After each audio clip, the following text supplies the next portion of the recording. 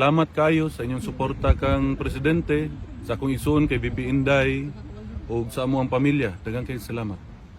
Pangayoon na pud namo nga padayon ang pag-ampo para sa health sa among amahan. Salamat kayo. Salamat ko. Unsa day sekreto nimo kung anong nisamot daw kag kagwapo diri sa dahig? Guwapo man ang hig. Gwapong hangin. Anhi mo tanan diri para magwapo tantanan. Masamot Labi na makabayan, di ba? Anad mo diri.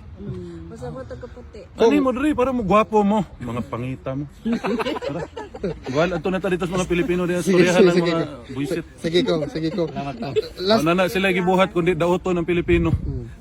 Pila ka bata sa bukid ang inyong atik sige ko, sige ko. Ha? Salamat ko. Di na siya ma-stress. Uy, di na ma-stress. Based on hearsay na po Di ta.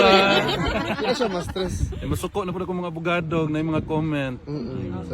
Salamat ko nga sa imong time karon kong maadto lang ta sa Duterte Forest ko. Di na, wala na Duterte Park Forest na po. Ay, by the way, kana Nagkatawag ko ng mga security. regarding Ano ko that, wala, may Duterte nga forest ug park dito sa Pilipinas. Dari naa na hinuon sa hig. regarding that kung kabalo ba si tatay na ipa-relocate namin sa different Kung gisultian, karon lang. sa ba ingon niya Oo. kung Ana lagi siya, di lang yun daw nga biklon ang government. Sunod lang ta kay ilaha man yung lugar niya. exactly. Dili man ni part sa private property man. Public. Ipungutan na ganun ang mga security, diri gadula ang mga bata. Ah, Public Mga man gabuyo. public man yung diri sa kay magdula-dula lang. Pero naadyo tayo Bayad po Duterte ni Forest taxes ko. there. Sa tayo Duterte So, Park. allowed Na Diha na gid tama, diha na gid tama pakagbitin.